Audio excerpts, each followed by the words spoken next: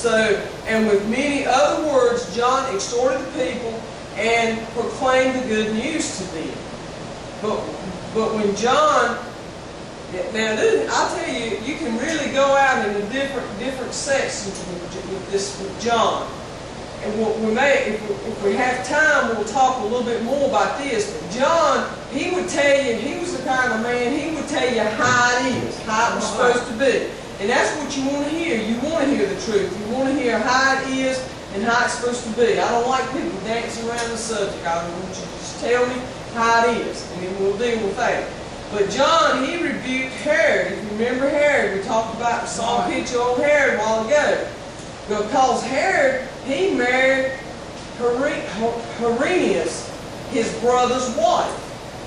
And all the other evil things he had done, John called him on it. So Herodias, I'm sorry, I can't say her name too good. Herodias, she did not like John the Baptist because he called her out on their sin of marrying her husband's brother. That went to be. Herod added to them, he locked John up in prison. So at that point, in that part of the scripture, he's made Herodias mad. I cannot say her name to save my life, I'm sorry.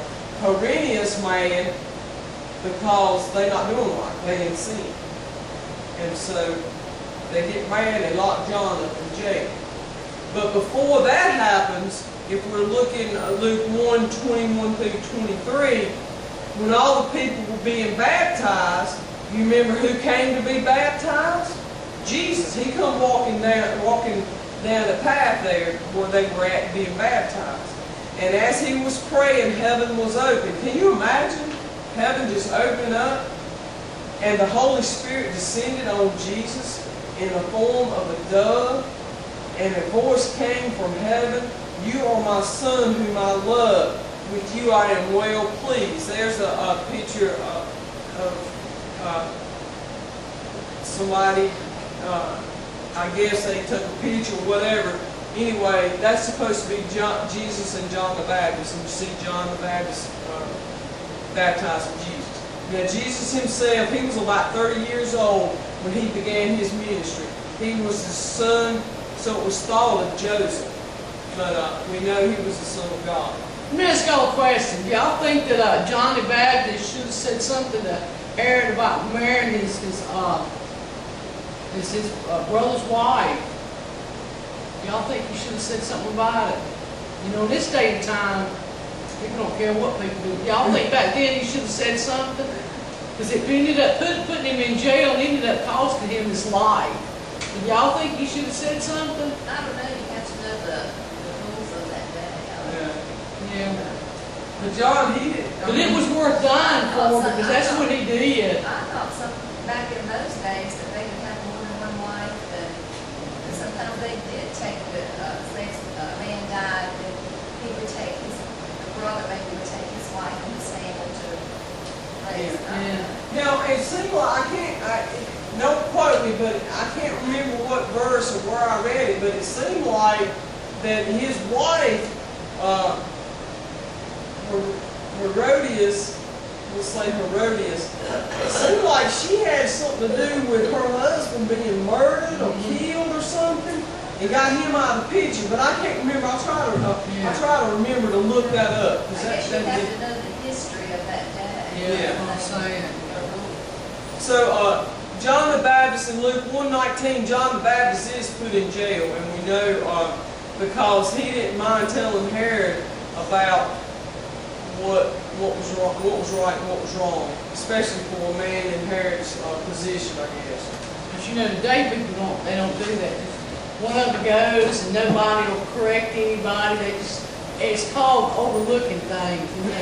And back then, you know, they were trying to say, you know, there is a right and there is a wrong. And there's a standard for people to live by, right and wrong. Okay, so imagine John, can we sort of imagine, okay, John, he's telling the truth and he's preaching and he's baptizing and he winds up in jail. So one of the songs that we got to sing a little bit earlier was Being Discouraged. Well, you know, John, while he was in jail, he sort of got discouraged. So he wanted, John sent his disciples along, and he wanted them to go ask the Lord if he was the Messiah. So when John the Baptist, when his disciples came to where Jesus was at that point they were able to see Jesus. Jesus was curing people of diseases and getting rid of evil spirits, and people that had leprosy were being cleansed. People that couldn't hear was given ability to hear again. And so Jesus told them to go back and tell John. Jesus told those disciples to go back and witness to John of what was going on there where Jesus was at. Because I'm sure that John the Baptist knew that Jesus was the Messiah, but he was just, I guess he just sat there and he got discouraged. So even John got discouraged there in jail. So let's talk a little bit real quick about how or what happened to John. If you remember, he was beheaded. There he is in jail. And King Herod, he throws a party. He throws a party there at his palace. And as they were having this party,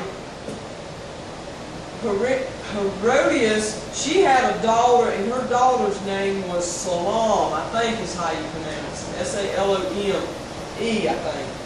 And they was having a party, and so she came out. She got to dancing and having a celebration. She got to dancing. It was actually Herod's birthday, and they were celebrating. And he had all his high officials there and just different ones there. And so she started to dance.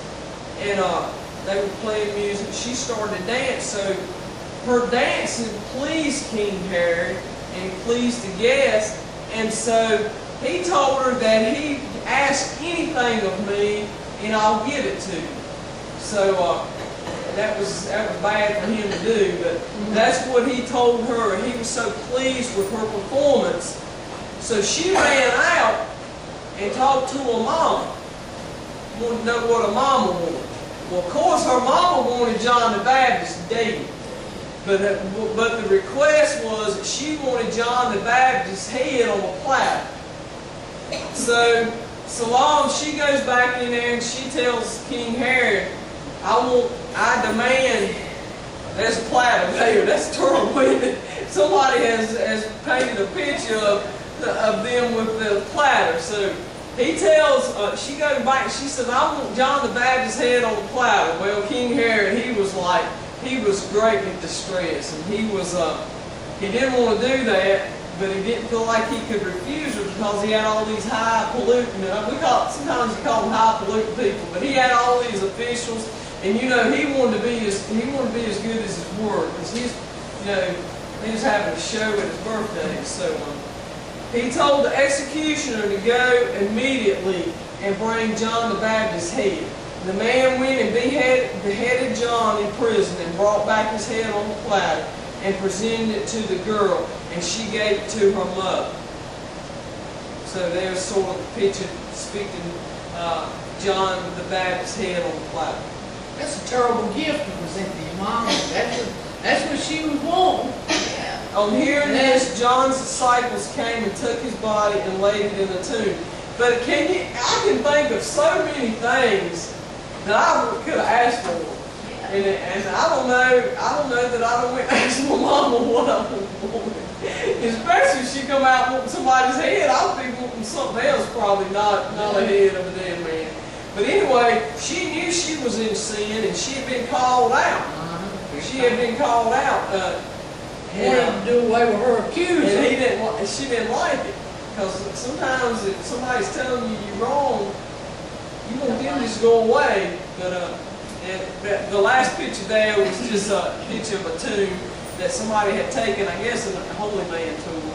But she must have had a lot of hate in her heart, because she didn't just want the man dead.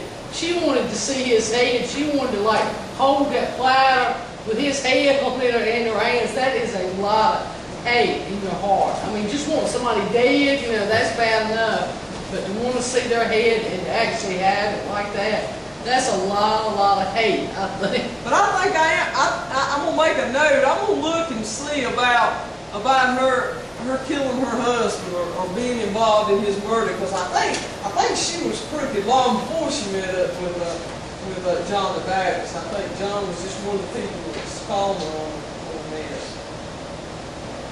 But it makes people really angry when you tell them that they're not doing right, in the eyes of the Lord. It makes people angry.